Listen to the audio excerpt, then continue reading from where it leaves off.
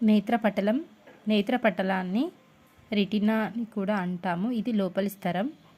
నేత్రపటలం, retina అనేది కంటిలోని జ్ఞానభాగం అని కూడా అంటారు. ఈ రెటినాలో 2 భాగాలు ఉంటాయి. ఒకటి దండాలు, కోనులు. ఈ 2 కలిసి 14 కోట్లు ఉంటాయి. దండాలు, కోనులు కలిసి. రెటినాలో దండాలు, కోనులు. దండాలు రొడాప్సిన్, కోనులు ఐడాప్సిన్.